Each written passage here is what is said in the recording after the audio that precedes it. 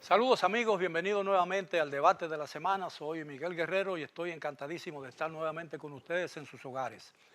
En la noche de hoy, debido a las elecciones del domingo 19, del domingo pasado, vamos a hablar de la reelección presidencial y del papel que le corresponde ahora, a partir de este momento, a una oposición que ha salido muy dividida y que está envejeciendo y que todavía no se sabe cuál será el futuro de esa oposición. Vamos a hablar de ello con tres abogados y probablemente en el transcurso del programa se incorpore otro abogado. Dos de los tres abogados que tengo ahora en el escenario son periodistas, son los señores Eduardo Jorge Prats, abogado, el abogado y periodista José Báez Guerrero y el abogado y periodista Percio Maldonado. Buenas noches, caballeros, gracias por aceptar nuestra invitación. Todo el mundo sabe que los resultados de las elecciones estaban esperadas, porque así lo parecían indicar todas las encuestas, y muy pocas de ellas fallaron. Ahora, ¿qué papel debe corresponderle en un momento tan crítico y crucial como el que está viviendo la República Dominicana a la oposición política? Yo pienso que lo más importante ahora es a partir del 16 de agosto, ante un Congreso donde el partido oficial tiene una supermayoría que le permitiría Prescindir de la oposición. no solamente aprobar leyes ordinarias y orgánicas, sino incluso hacer una reforma constitucional sin necesidad de contar con la participación de la oposición. Yo pienso que es una tarea de cada uno de los partidos, pues, hacer un proceso de reflexión, de crítica interna, para poder relanzarse, pero los ciclos electorales son así. El PRD en su momento se dividió, de ahí surgió el PLD tomó 23 años convertirse en una opción electoral, el PRM surgió en el 2016, No, en el en el 2014, 14. 14, y sacó 34% en 2016. Bueno, porque era el PRD todavía. Bueno, y logró el poder en 2020 y ahora ha crecido sustancialmente.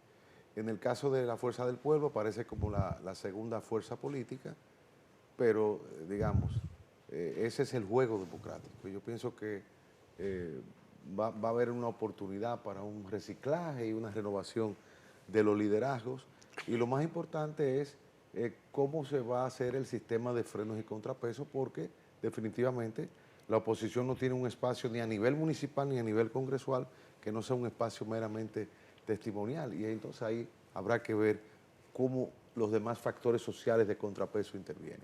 Señor Báez. Gracias, Miguel, me encanta venir a conversar contigo y en tan buena compañía más todavía. Mira, yo discrepo, yo creo que contigo. Yo creo que no... ¿Conmigo o con no, el doctor? Contigo. No. Yo nunca estoy en desacuerdo con Eduardo. Mira, bueno, el maestro... Bueno, eso indica lo inteligente que eres, ¿no? Yo nunca estoy en desacuerdo. Pero óyeme esto, la oposición es necesaria en toda democracia. Eso es una verdad de perogrullo. Pero yo no lo estoy cuestionando. Espérate, pero déjame hablar. Cada vez que en este país ha habido un cambio de gobierno en que el Poder Ejecutivo logra que gente de su mismo partido controle el Congreso, del propio Congreso ha salido la oposición. Cuando don Salvador Jorge Blanco ganó la presidencia, los 4 congresistas que habían sido adjudicados al Partido Reformista en el 78, que le daban a Balaguer el control del Congreso, ya no pudieron seguir siendo reformistas, porque Jorge Blanco, aunque sacó porcentualmente muchos menos votos que Guzmán, logró un control del Congreso. Entonces, eso significó que pero él pudo emprender... tenía un adversario interno en el Senado. Pero a eso voy. Él pudo emprender unas reformas que nunca se le han agradecido suficientemente, porque por otras torpezas políticas hubo la poblada y todo eso, pero él en sus primeros 2 años arrancó con una serie de reformas que es el real momento del comienzo del despegue económico dominicano, que después Balaguer se montó en eso con las reformas que hizo del 89 al 91. Pero fíjate que siempre que hay un vacío en cualquier aspecto del ejercicio político, alguien lo llena. El PRM es un partido tan dinámico actualmente y con tantos líderes jóvenes con ganas de hacer carrera política, que a menos que Luis Abinader, que ha sido para mí una enorme sorpresa, yo estuve opuesto a Luis Abinader en las elecciones en que él fue elegido, yo creía que él era muy joven, que no tenía suficiente experiencia, pero la realidad es que en esas elecciones no había candidatos buenos. Cuando nos recordamos de Gonzalo Castillo, realmente, o sea, más torpe no pudo haber sido durante toda la campaña. Entonces, yo creo que no es un temor que debamos alentar el que el partido del presidente controle el Congreso, porque entre la sociedad civil, los empresarios, los poderes fácticos, como dicen algunos sociólogos, y los propios políticos se van a ocupar de que él no pueda tener un control absoluto para decidir qué se hace en este país. Bien, licenciado Maldonado.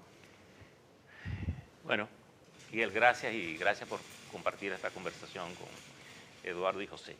Yo pienso que esta es una coyuntura sumamente interesante y yo la vería más que desde la oposición, desde el mismo gobierno. Pienso que el presidente, que sin duda para mí ha superado dos desafíos históricos importantes para él, desde el sector de donde él procede, que es del, digamos, el PRD, esa historia del PRD. Yo creo que el presidente ha tenido un manejo económico que no lograron sus precedentes, sus anteriores gobiernos del partido. Digamos, el equilibrio económico, que es muy importante. Y la segunda cosa que yo pienso que el presidente ha logrado es que por primera vez ese sector logra mantener a su partido por 2 periodos consecutivos con una misma figura. Porque el PRD durante mucho tiempo hizo de la reelección un principio y no un asunto político. Pero creo que el presidente entra ahora en su segundo mandato, que para mí es más delicado que el primero, a pesar de su inexperiencia y de la situación de la pandemia, la situación es especial. Porque creo que él ha hecho en su aceptación de triunfo, en su celebración del triunfo, él ha marcado un final y tiene todo el poder. Y yo pienso que nadie es bueno cuidándose a sí mismo. Las 2 experiencias en que el PRD ha tenido mayoría en el Congreso no le ha ido bien. En una primera, recuerden que impuso una Junta Central Electoral que terminó en manos del Cardenal. Y la segunda vez, que fue con el presidente Hipólito Mejía, se metieron entre la reforma constitucional y perdieron el poder. Yo pienso que el presidente tiene que ser sumamente habilidoso en esta coyuntura, porque cada día que le pasa en el gobierno, él estará más solo desde el punto de vista Yo creo que una de las principales ejercicio. dificultades que tendrá en su segundo mandato el presidente Abinader es que los errores que le impedirán avanzar no serán de la oposición, sino de él mismo, Bueno, del primer mandato. Si ellos me lo permiten, vamos a hacer una breve pausa para darle paso a nuestro cuarto invitado, el licenciado Francisco Álvarez Martínez. Regresamos después de la pausa. Bien, estamos de vuelta en el debate de la semana y estamos conversando a partir de ahora con otro abogado y los 3 que ya teníamos en el primer segmento del programa sobre la reelección presidencial y lo que queda de la oposición y el papel que a esta le corresponde en un segundo mandato del presidente Luis Abinader. Vamos a darle la bienvenida al licenciado Francisco Álvarez Martínez y quiero hacerle la primera pregunta en este segmento. ¿Cuál es el papel que usted entiende que debe jugar la oposición, especialmente como resultado de unas elecciones en que el gobierno tendrá el control absoluto del Congreso? Bueno, el papel que la oposición debe jugar ahora, yo pienso que era algo inesperado hace un año, porque la recomposición material que los partidos opositores van a sufrir ahora o deben sufrir ahora es algo que va a dictar quizás el futuro de los próximos 2 años. Por ejemplo, nosotros tenemos 2 partidos que vienen quizá de una misma rama, que de una forma u otra se deben compactar, ya sea de un lado o del otro, eso es algo que queda por definirse, pero siento que además de tener liderazgos dispersos, porque en uno se tiene un liderazgo o una cabeza fuerte, pero una base débil, y en otro hay un liderazgo relativamente fuerte, pero una base que quiere también ahora sumarse, yo pienso que el norte... El primero es la Fuerza del Pueblo y el segundo, el PLD, ¿no? Y esa dicotomía entre la naturaleza misma y la morfología misma de esos partidos, yo pienso que nos va a permitir ver ahora, de manera inédita, un futuro de la oposición que ni siquiera ellos mismos han podido trazar. Hemos visto en los últimos días, en las últimas horas, que hay varias figuras dentro de cada partido realizando unas declaraciones a veces un poco fuertes, que quizás son el augurio de lo que viene, que parece ser que viene ahora una situación bien compleja a lo interno del PLD, de detectar quiénes son esas figuras que van a tomar el control del partido, y la Fuerza del Pueblo, que en apariencia tiene ahora un cómodo lugar frente al PLD, pero que la realidad es, y lo vimos con esa convulsa situación que se ocasionó con las candidaturas a nivel de la Diputación, que no es un partido tan sólido como aparentaría serlo. Entonces, si a eso uno le suma el componente de la queja de cómo se ha tratado, por ejemplo, el asunto de la justicia de cara a la oposición, y vemos esos estamentos de ambos partidos frágiles y una necesidad de renovación, porque ya la ciudad, el pueblo, la gente ha marcado con su voto que requiere una renovación. ¿Eso significa que vendrá una oposición muy dura? Yo pienso que vendrá una oposición muy dura, porque ya se dieron cuenta que ser más prudentes no funciona. Incluso una de las quejas que yo personalmente siempre he hecho es que más que quejarnos en las redes sociales o más que quizás denunciar de manera tímida, lo correcto es comenzar a apoderar de todo lo que sea un delito del oficialismo a las autoridades correspondientes. Muchas de las cosas que, por ejemplo, el PLD o la Fuerza del Pueblo denunciaban públicamente eran denuncias válidas, que si hubiesen sido debidamente apoderadas a la justicia, ya sea por inercia, la queja tomaría más fuerza de que quizá viene de un solo lado el golpe, o si no sucedía tal inercia, entonces ya la acción de la justicia le hubiese dado cierta validación. Eso es un enfoque totalmente diferente al que ustedes han planteado, ¿no?, en el primer segmento. Yo pienso que, cualquier sea el análisis que hagamos, el sistema político se está orientando no a esa dictadura de partido único, como decían algunos que hoy están silentes sobre las mayorías y supermayorías del PLD, pero estamos yendo a un sistema de partido predominante, que podría ser el Partido Revolucionario Moderno, siempre y cuando escape de lo que ha sido la tradicional división interna de los partidos que han surgido del PRD, en el caso del Partido de la Liberación Dominicana. Hay en el PRM un ADN que favorece cualquier... Claro, pero como decía Percio, el presidente Abinader ha roto con un maleficio. Es el primer presidente PRDista que se reelige, puede reelegirse y va a completar un segundo periodo. Y eso yo pienso que es importante. Yo creo que el presidente Abinader está en las mejores condiciones para hacer eso que el padre Uribida de Concepción Reynoso decía hace muchos años. Pico de oro. Un pitcher taponero. Como él ha dicho que él quiere realmente hacerlo diferente, quiere sembrar institucionalidad.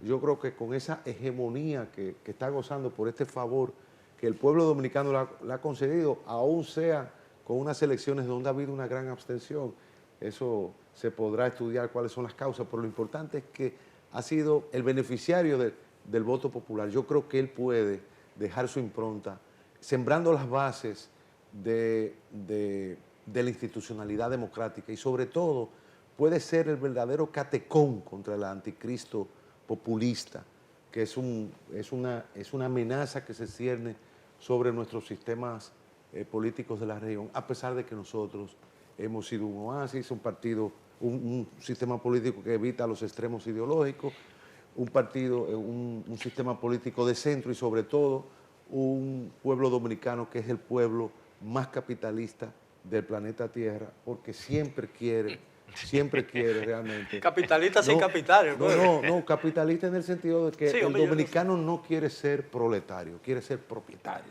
quiere ser un emprendedor. Sí. Y eso yo creo que... Eso es una virtud, ¿no? Claro, marca nuestra idiosincrasia y nos aleja de las aventuras populistas de la región. Señor Báez. Yo creo que el presidente Abinader tiene una oportunidad, como se le ha presentado a pocos presidentes, de realizar de una manera dramática y efectiva lo que ha prometido en cuanto a un cambio fundamental en el ordenamiento de la sociedad dominicana. Uno de los temores de mucha gente y de las esperanzas de otros, por ejemplo, es que se corrijan muchas de las injusticias de la cuestión fiscal, de la manera en que tributamos los dominicanos y qué se hace con ese dinero. Yo creo que uno de los grandes aciertos del gobierno durante la pandemia y durante la baja que hubo en la economía por la guerra de Ucrania y todas las circunstancias que confluyeron después de la pandemia, permiten ver la resiliencia de la economía dominicana. Después de todos esos avatares que de verdad nos dieron durísimo, que la economía decreció como no había ocurrido antes, excepto durante la crisis del 2003 de los bancos y luego de la revolución. Eso no había ocurrido, que el crecimiento de la economía disminuyera y que la economía disminuyera. Hemos tenido un rebote que es una cosa que tiene asombrado a todo el que observa las economías en la América Latina y que nos tiene en una situación de privilegio. Pero ¿qué pasa? Todos esos subsidios, muy bien, pero el país no puede vivir en base a subsidios, eso es una cosa puntual. Entonces, ahora mismo tenemos una situación en que una parte importantísima de lo que paga la clase media, que es prácticamente la que más paga impuestos, está yendo a asuntos como, por ejemplo, mantener 3 distribuidoras eléctricas absolutamente ineficaces. Espérate. Y esa misma clase media, ¿qué recibe a cambio de los altísimos impuestos que paga? Todos los que estamos aquí tenemos un seguro médico privado, que no es el de SENASA. Todos los que estamos aquí tenemos una cisterna en la casa. Todos los que estamos aquí tenemos una planta eléctrica y algún o vivimos en un edificio o en un edificio que tenga una planta eléctrica. Casi todo lo tenemos que tenemos comprar aquí, el agua en botellones. tenemos que beber agua que compramos en botellones o un sistema de filtración porque la de la o pagar un guardián para que nos proteja. la seguridad de todo lo que estamos aquí depende de compañías privadas. O sea, que ni la policía, todo lo que estamos aquí tenemos que tener un vehículo propio porque el transporte público no es nada ni de confiable ni eso, barato. nada de Entonces, eso se resolvió en los 4 primeros años. pero en los era una últimos 4 situación años. excepcional, tampoco se resolvió en los 2 anteriores, en los 20 anteriores del PLD. O sea, esto no es cuestión de culpar, porque hay muchas cosas que no se han resuelto desde que yo nací, tengo 66 años. Entonces, no es eso. El asunto es la circunstancia que se le presenta al presidente Abinader. Son excepcionales. A favor de él, son realmente excepcionales. Maldonado. Yo creo, y creo que esto es un desafío, tal vez para el presidente, un tercer desafío, que va a depender mucho de su sensatez, de su inteligencia, de manejar esta coyuntura más que de la oposición. Yo creo que estas elecciones dejaron muy maltrecho a los 3 principales partidos del país, que de los 62 años de la vida democrática dominicana gobernaron 54 años. PRD, Partido Reformista y PLD quedan en una situación sumamente De esos 3 precaria. nada más existe el PLD ahora, porque los otros Bueno, pero queda en una situación muy precaria. Y por tanto, el PLD tendría que hacer un exorcismo que yo no sé si está dispuesto a hacerlo para hacer un proceso de renovación y que pueda recuperar un espacio perdido. Pero la realidad puede cambiar el curso de los acontecimientos, porque por ejemplo el gobierno ha anticipado 2 reformas, sí, la reforma fiscal y una reforma de la Constitución. Pero En los bueno, 4 últimos años el gobierno no ha enfrentado una sola protesta callejera importante. No sabe lo que es una huelga y es posible que las presiones resultantes de esas 2 reformas perturben el ambiente de tranquilidad que ha reinado en el país. Entonces, ahí donde y no yo estamos creo, muy seguros de que el gobierno esté en capacidad de encarar esa situación. Pero ahí donde yo creo que el gobierno tiene que manejarse con mucha sabiduría para poder hacer algo que decía Eduardo, la parte institucional, que comienza con su propio partido. Ha dicho el presidente, ya lo ha dicho, que él quiere hacer una especie de consenso entre los aspirantes del partido oficial. Es difícil hacer un consenso cuando 10 gente aspira a lo mismo. De la única manera que tú salves esa situación es dándole una fortaleza institucional a tu partido y un acuerdo. El que quiera aspirar, que se lance, y el candidato que salga, ese va a ser el hombre. Eso salva al gobierno, salva al presidente, porque yo lo que veo es que el presidente se quiere quedar con un liderazgo nacional, Sí, liderando. perdóname que te interrumpa, pero mira, Incluso, si los políticos del PRM ni siquiera se han juramentado el segundo gobierno, comienzan desde ahora, y deben estar algunos de ellos en eso, a pensar en el 2028, nos llevó el diablo. bueno, Porque eso no es, esa Pero no es es la tarea de ahora. pero eso es un riesgo. pero es posible que una reforma constitucional evite la posibilidad de que Luis Abinader renuncie a la posibilidad de un tercer mandato. yo te confieso, ¿Cómo fue que Que el anuncio de una próxima reforma constitucional podría ser innecesaria, que el presidente Abinader renuncie a la posibilidad de un tercer mandato. yo tengo la impresión, Miguel, que esa... No entendí bien. y mira que esa parte no la Está he muy claro. considerado. Que queda habilitado. Porque yo pienso que ya no es solo un tema interno. Yo creo que República Dominicana tiene un problema con Estados Unidos importante sobre ese aspecto. Sobre todo por los riesgos de inestabilidad que implica eso, digamos, una prolongación en el poder. Tal vez demasiado temprano como para uno saber cómo vamos a estar en 4 años. Pero yo creo que es algo riesgoso para el país que el presidente pueda considerar eso. Licenciado Álvarez. Yo pienso, y tomo una idea de don Percio, de que es real que la pauta de cómo la oposición va a reaccionar, lamentablemente, porque eso no es saludable, depende mucho del mismo oficialismo. Me explico. Nosotros vimos cómo el PRM contuvo crisis muy importantes dentro de sus últimos 3 o 4 meses, como por ejemplo la crisis que a lo interno fue horrible, aunque se manejó a lo externo, de la imposición de un candidato en la senaduría del Distrito Nacional que no tenía el apoyo del partido y que fue incluso lesionando los intereses de alguien que había luchado por llevar a ese partido a hacer gobierno.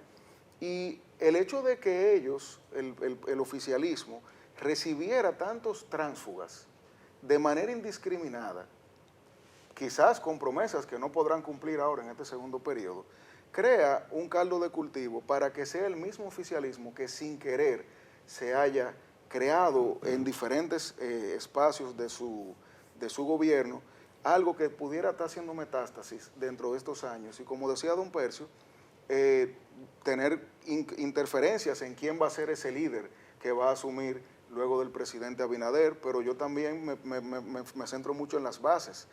Si nosotros vemos la discrepancia entre la votación de lo que votaron, por ejemplo, por la Alianza Rescate RD en la senaduría del distrito y los diputados que sacó el PRM, hay una discrepancia como de 70,000 votos que evidentemente se fueron a la oposición. Y eso es un mensaje terrible para un liderazgo nuevo, que es lo que el PRM ha representado para el país.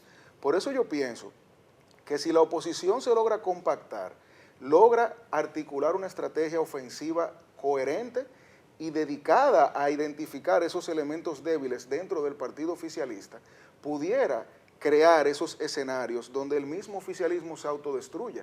Porque lo que vimos en la senaduría del distrito, para mí es algo emblemático. Y yo me fijé mucho en el lenguaje corporal de los candidatos, de los funcionarios, de los dirigentes del PRM, que asumieron una candidatura en principio fácil de ganar, como la que era la del Distrito Nacional en la senaduría, hasta el punto que el mismo presidente se volcó a cargar un candidato. Y eso, que en un momento se tornó quizá en un chiste, porque tanto los oficialistas como la oposición lo utilizaban según su realidad, es ilustrativo de que esa fue una candidatura que le restó mucho a la identidad del partido oficialista y a la coherencia interna que ellos tenían, porque el presidente Abinader demostró ahí 2 cosas: que él estaba dispuesto a sacrificar a personas de su partido, como sacrificó en ese momento a Farideh Raful, que es mi percepción de lo que sucedió ahí, y 2, que puede traer una persona de fuera que aportó poco o nada a la construcción de ese gobierno y premiarlo con una candidatura que muchas personas de adentro querían y que tuvieron que ceder ante eso que fue, digamos, un deseo del presidente. Entonces, eso, si se ve y se proyecta en estos 4 años, demuestra que el peor enemigo del oficialismo es el oficialismo. Y si la oposición se logra compactar y estructurar, puede explotar eso.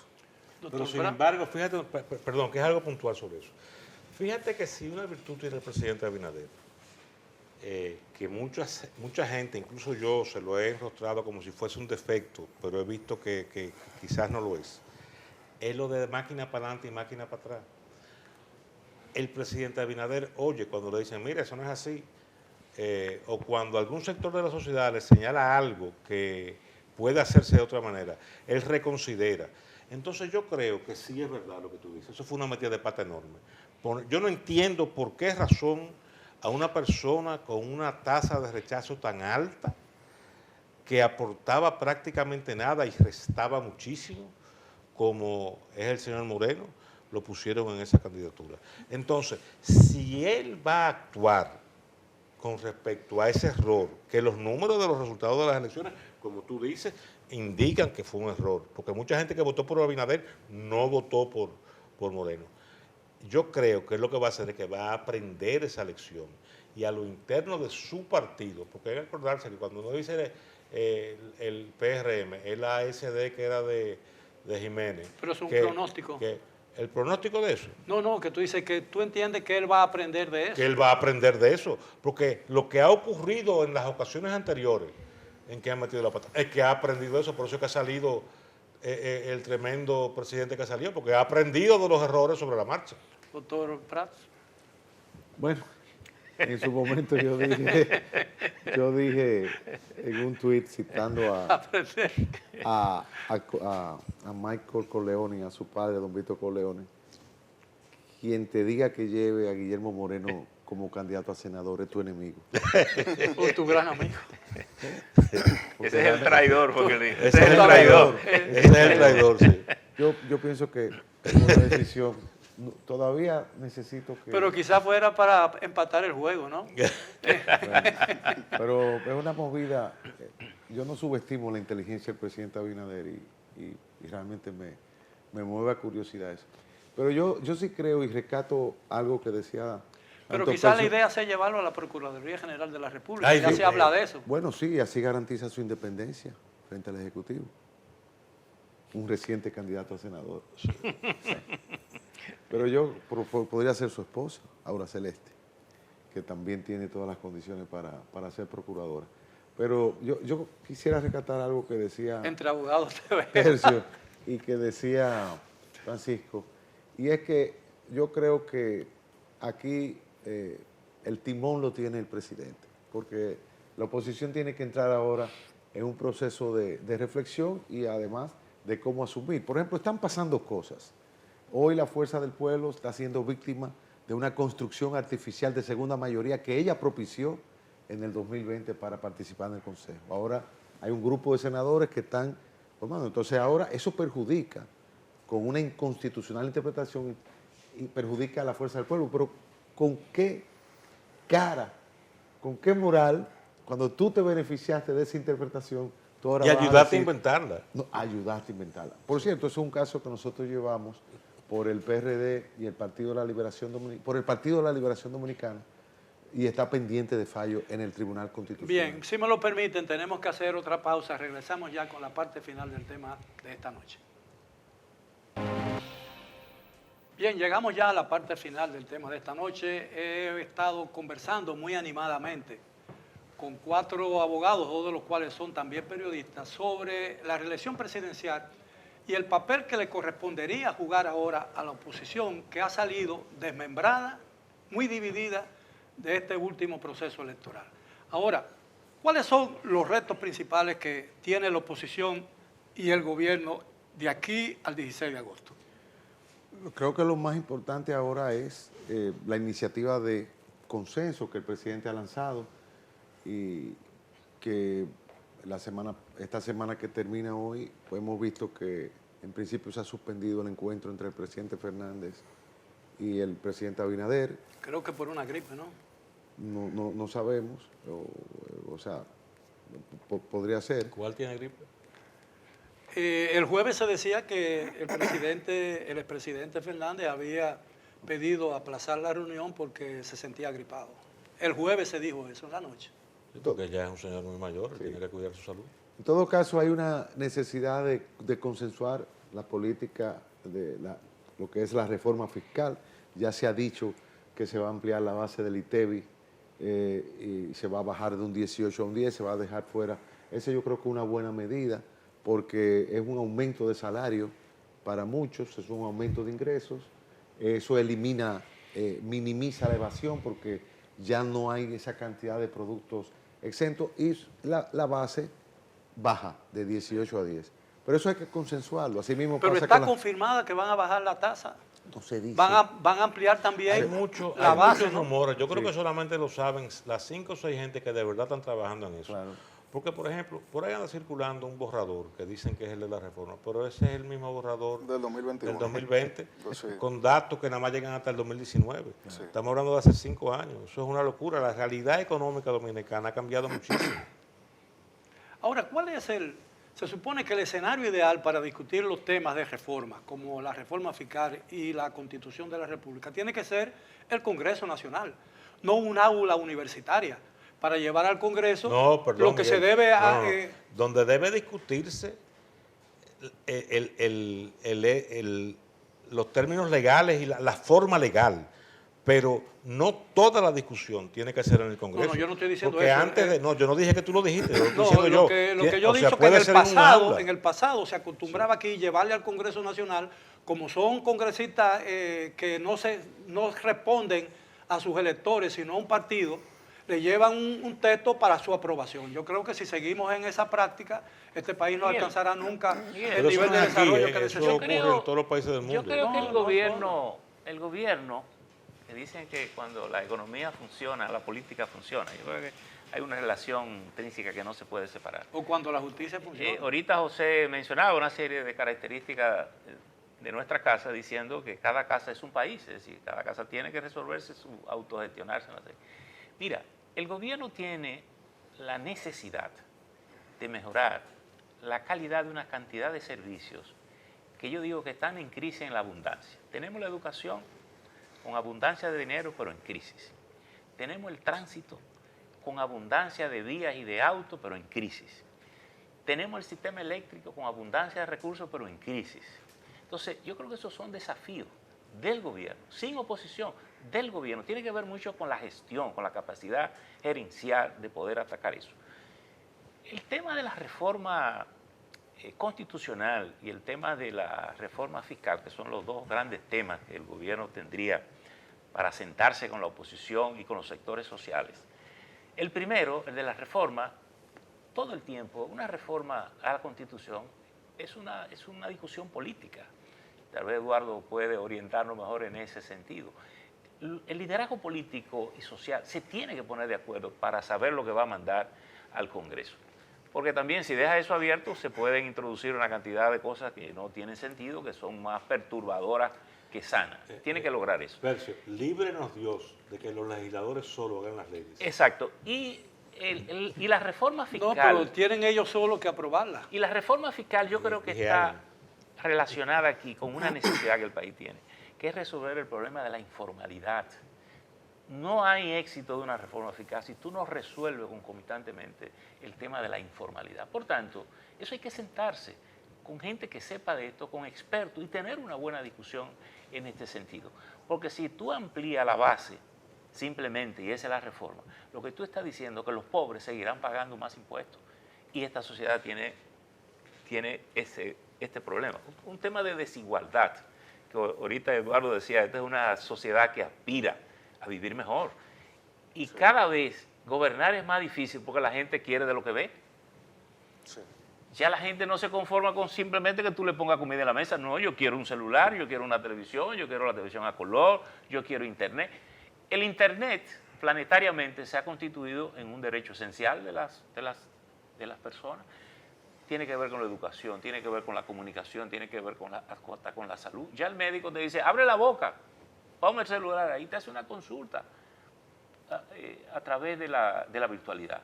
Y lo hicimos en pandemia. Es decir, esas son cosas que tú no puedes ignorar. Y socialmente, aquí hay una necesidad que la pandemia, la hemos tenido siempre, pero que la pandemia no la puso sobre la mesa. Aquí la gente despierta no cabe en las casas, en los barrios. Digo, despierta no cabe en los barrios. Por eso es que la calle es el espacio natural de los barrios. Hay una necesidad de vivienda enormes aquí. Y tú dices, pero ¿y qué gobierno se ha planteado eso? Es más, este país tiene una necesidad de higiene a nivel territorial enorme. Las calles sucias, todo roto, las carreteras, buenas carreteras sucias, llenas de basura. Este es un país turístico.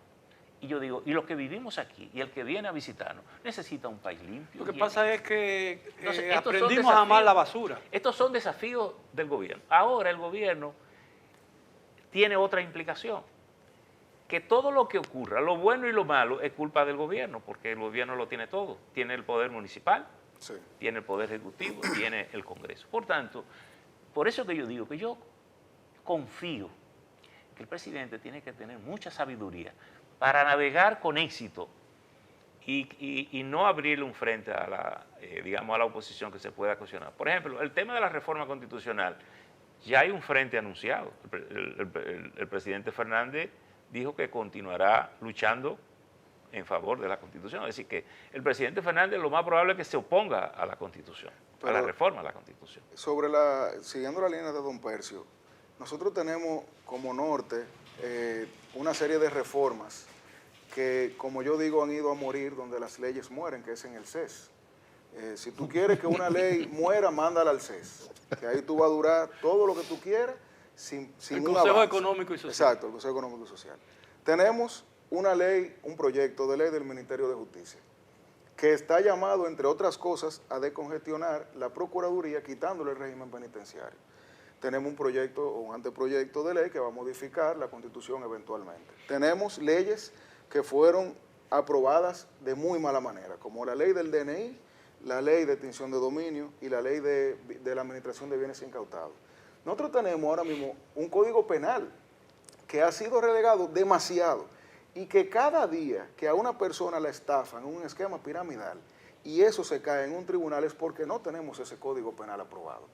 Cuando uno hilvana esa serie de reformas que están dormidas por conveniencia política y por falta de pantalones, digo yo que no soy legislador y es fácil decirlo desde afuera, nosotros tenemos ahora, como decía don Percio, un gobierno que es él el único culpable, porque antes se podía decir que no nos pusimos de acuerdo, pero ahora eres tú. O sea, si el gobierno ahora no impulsa esos proyectos de ley, si el gobierno ahora no reforma las leyes que se aplicaron mal, y por ejemplo, que una de las grandes deudas que nosotros tenemos ahora mismo, que es la ley del DNI, la ley del DNI se discutió luego de ser aprobada de manera furtiva, muchísimo hasta el punto que el mismo gobierno tuvo que decir... Bueno, mire, esa ley se aprobó el día... Se discutió a posteriori. Pero mire, esa ley tiene algo muy interesante. No, pero, y está abierta, le estamos discutiendo. Pero yo tengo algo que es fácil de comprobar porque los videos están ahí. La última modificación que se le incluyó a esa ley, el legislador Pacheco la parafraseó, no la leyó literalmente, un 29 o 30 de diciembre. 29 de diciembre. Cuando todo el mundo estaba en bebida y en repartiendo los bonos en la Cámara. Entonces, eso, que el video está ahí, eso fue para una mí, yo no digo que fue una trampa, pero fue una indelicadeza, porque cuando todos esos legisladores de la oposición votaron, lo hicieron en ignorancia, que se le atribuye a ellos, porque un legislador no puede votar lo loco, debió decirle, léala integralmente, porque lo que se metió en ese parrafito, para mí fue fulminante. Ahora, lo que yo quiero dejar sobre ese tema es que ya nosotros no tenemos, entre comillas, legisladores de la oposición. Ya el Congreso está de un solo color, por lo que todo lo que se apruebe, lo que no se apruebe y lo que haga falta modificar, ya va a recaer sobre un Congreso que prácticamente depende de un solo partido. Entonces esa es una debilidad oficial, ¿no? Para mí es una terrible debilidad porque si ya no tendrán sabe, la excusa. Si no la sabe manejar. Bueno, si no la saben manejar, claro. Sí, pero mira, hay una cosa que son las percepciones que se forman mediáticamente y las realidades jurídicas. Tú coges la ley del DNI, o de la DNI, porque ahora es la dirección. Y hay muchos aspectos de esa ley que son mejorables. Y hay partes redactadas muy pobremente. Pero en cuanto a sus efectos deleterios, nefarios, malignos, esa es otra discusión. Porque el resto del andamiaje legal dominicano sigue vigente. Hay a usted le piden que usted dé una data que usted no quiere dar. Pues, hace un amparo, usted dice, no, espérese, eso es ilegal lo que me están pidiendo, que vaya al constitucional. ¿Y en el interín? Que funcione la ley, porque estamos en un sistema donde hay supuestamente un periodo de la ley. El problema es que si tú te saltas el juez, te salta la Constitución. No, eso no es así. Eso no es así. Pero yo creo Pero que... ¿era necesario esa ley? La ley Yo era creo que sí. la ley era Yo creo que necesaria. los retos nuevos Pero de seguridad los términos de esa ley. La ley era necesaria, pero yo personalmente me involucré mucho en el estudio de esa ley, ya de manera póstuma, evidentemente. Y yo no coincido. pero la ley está viva. No, póstuma porque ya era ley. Ah, bueno. La discusión se tuvo después que ya era ley. Esa ley tiene una serie de artículos que yo estoy seguro no sobreviven a un análisis constitucional. Sin embargo, a mí me gusta elegir un ejemplo. El hecho de que tú puedas tener una institución interconectada ya de manera discrecional a los canales de comunicación sin pasar por el sedazo de un juez, ya eso es tan grave, porque quizá ahora uno se siente cómodo porque digamos que puede estar bien administrada. Pero ¿qué pasa si eso cae en las manos que no son las manos No, y porque correctas? esa ley también ya toca y reintroduce temas que el Que ya se constitucional ha decidido. decidido. No, Sí, pero sí, además, aquí tenemos la una forma hipocresía. atropellante, Perdón, la Miguel, forma aquí atropellante, tenemos una perdón, hipocresía muy grande. la forma atropellante que esa ley fue aprobada es sospechosa. No, Miguel, Y los objetivos de esa ley se hacen aquí hay todavía más sospechosos. una hipocresía enorme, enorme. Aquí se le está queriendo coger miedo a lo que dispone una ley cuyos defectos pueden perfectamente corregirse y que se están corrigiendo con una virulencia que nunca yo la he visto a los 4 o 5 conocidos públicamente pinchadores de teléfono que se dedican a eso como un negocio y que todo el mundo sabe quiénes son. Y que yo no lo digo en televisión porque es una cuestión que nadie más lo dice. Si ustedes 4 lo dicen, yo también lo digo. Digan uno cada uno que yo digo otro. No, yo no sé quién lo hace. Ah, no, nadie sabe. Entonces, oye. Bueno, pero para eso están las autoridades. Óyeme, pero las autoridades colaboran con esos pinchadores. Entonces, hay muchísimos Entonces asuntos. le estamos dando con esa ley más poder a los pinchadores no es más poder. y a las autoridades. Se legitimó, y mire, y hay una cosa que yo, de nuevo, desde la ignorancia política, porque yo aquí estoy aprendiendo muchísimo con ustedes. Señores, miren, la asociación de bancos, la asociación de la prensa, las telefónicas, todo el mundo al unísono dijo, no queremos eso. Eso nunca se había visto aquí con ningún tipo de ley. No, eso no es verdad. Eso se consensuó Pero yo lo acabo de versión, googlear. la versión final. Mire, no es verdad que salió la ley que se tenía que aprobar, Sí. pero todas produjeron informes desfavorables. antes de Licenciado que lo Báez, prohibieran. porque estamos hablando no como amigos, sino estamos hablando en un ambiente. Usted trabajó para el Caribe. ¿Usted cree que el Caribe, cuando usted trabajaba en él, hubiera aprobado esa ley? ¿El Caribe no es el Congreso? No, hubiera aprobado, le hubiera dado consentimiento a esa ley. Yo creo que el Caribe, antes de que la aprobaran, hubiera puesto bien claro cosas que quizás la prensa de hoy no se ocupó de hacerlo antes de. Bueno, ya usted me respondió, ¿no? Como yo quería. ¿Y por qué usted me dice usted? Porque eso es una vagabundería suya. Porque más es usted. Pero yo Yo lo no diría, tuteo a los invitados, ¿De Miguel, verdad? yo lo diría de ni otra a los manera. funcionarios. El país necesita una ley la que, DNI. que ordene todo su sistema de inteligencia. Y creo que hay un montón de buenos ejemplos. Argentina, España, muchísimos países que pueden hacer. Pero yo pienso que el país tiene la oportunidad de hacer una buena ley. Y lo que se está conversando es para que sea una buena ley. Ojalá que el gobierno continúe Pero con esa el interés y discusión la debió disposición. hacerse antes de aprobarla, ¿no? Bueno, pero no se hizo. Ya la ley está. No se ha promulgado el reglamento porque está condicionada a un reglamento, de manera que, tal como ha mostrado el presidente, en eso hemos conversado con él, el presidente está dispuesto a que se le entregue, pues, está esperando el consenso. Eso hay un está en conversación y hay un espacio de mejorar esa ley. Hay un problema, ¿Qué es lo que esperamos? un problema fundamental en todo esto es que, ¿cuál va a ser el espacio de consenso? Don Francisco decía que el CES, si tú no quieres que algo se apruebe, envíalo al CES. En los gobiernos del presidente Leonel Fernández, pues había, digamos, que mecanismos de consenso a nivel de las comisiones de reforma. El propio presidente Medina también propició eso. Y yo creo que eso va a ser uno de los grandes retos que el gobierno tiene, de algún modo, que tener un espacio que no sea propiamente el de CES, donde se puedan echar adelante un conjunto de reformas básicas. Porque ustedes han hablado de leyes, pero yo creo que aquí está la reforma laboral, que es importantísimo para impactar en el mercado de trabajo. El sistema de seguridad un social.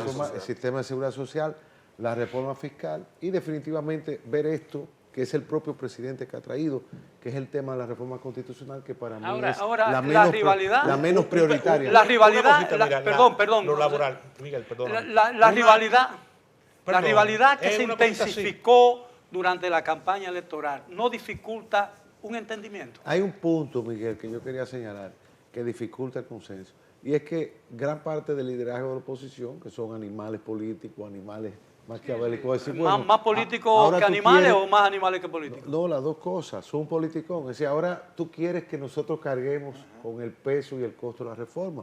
Tú ganaste, tú tienes la mayoría para aprobarlo. Entonces, salir de ese cul-de-sac, de ese círculo vicioso, de que realmente haya confianza entre los actores es importante, pero yo te digo a ti, por ejemplo, ¿cómo se puede sentir ahora la fuerza del pueblo que le van a quitar su estatus de segunda mayoría congresual y ya no va a poder participar en la conformación de las altas cortes? ¿Cómo se siente el presidente Fernández, que es artífice y propulsor de la reforma constitucional de 2010, que legó esta constitución, con una reforma constitucional que se quiere ahora? O sea, son elementos muy importantes que tienen que ser establecidos, y yo creo que los candidatos dieron muestra de su civismo, reconociendo la victoria del presidente Abinader, lo cual forma parte de nuestra tradición. Las únicas veces que no se ha hecho eso fue en el 2020 y en el caso de Hipólito. No, en 2016. En el 2016 y en el caso de Hipólito Mejía en el 2012, pero siempre esa ha sido la norma. O sea, nuestra cultura política es una cultura siempre donde los líderes han mantenido esa parte, y yo creo que eso de una democracia de caballeros y damas y de pactos, yo creo, y por que eso, vayan más allá de la... Por eso que insisto, yo creo más en la inteligencia con que el gobierno maneje este poder absoluto que tiene. Si lo hace bien, tiene todas las posibilidades de salir bien, pero si comienza a hacer truquitos para, digamos... Bueno, el anuncio presidencial de que quería reunirse con los dos candidatos perdedores parecía una buena señal, ¿no? Y el discurso, la intervención del presidente el día que le dan la noticia y lo proclaman ganador de las elecciones, yo creo que fue muy razonable. Yo creo que él fue muy sensato, muy definitorio. Por tanto, si él sigue en esa línea, su verdadero poder no va a estar en ganar las elecciones, sino en conducir este país. Caballero, nos quedan 2 minutos. ¿Qué podemos esperar de aquí al 16 de agosto? Yo quisiera decir algo. El presidente de la República, en un sistema presidencial, es al mismo tiempo jefe de Estado y jefe de gobierno. Y el presidente Abinader ahora se acaba de quitar la careta de candidato para asumir esa presidencia de la República, que tiene esas dos vertientes. Jefe de gobierno, el barco tiene que seguir navegando, pero tiene que ser también jefe de Estado, tiene que ser capaz de mirar más allá de la curva. Y lo que nosotros hemos visto, que hay elementos importantes de vulnerabilidades y de contingencia para nuestro sistema político institucional que deben ser abordados, y tienen que ser abordados, lógicamente, desde una óptica de consenso. Yo creo que eso, para mí, sería, como él ha dicho, que quiere que ese sea su gran legado. Aquí el gran legado no es que tú no te reelegiste otra vez. Aquí el gran legado es que tú dejaste una infraestructura institucional más fuerte que la que encontraste. Entonces se esperan mejores días en las relaciones gobierno-oposición. 1 minuto nos queda. No sé. Yo creo seguir el orden. que la gente a veces tiene que aprender la diferencia entre un vaso medio lleno y medio vacío. Todos los gobiernos que ha habido aquí, Dependiendo desde el Consejo, de quién se bebió ese medio vaso. todos los gobiernos que ha habido, desde ¿O quién lo comenzó a llenar? Porque quizás no fue que se lo bebieron. ¿Quién lo vació? ¿O quién lo vació? ¿O qué tiene el vaso? ¿O qué tiene el vaso adentro? Sí, Pero Miguel me está boicoteando. Primero no me deja hablar. Primero no me deja hablar y ahora... Solamente te va a quedar Sí. como el periodista que norteamericano. Good night. Sí, sí. Bueno, Él, está caballero, dando- él deja que pase el tiempo y así nadie dice nada.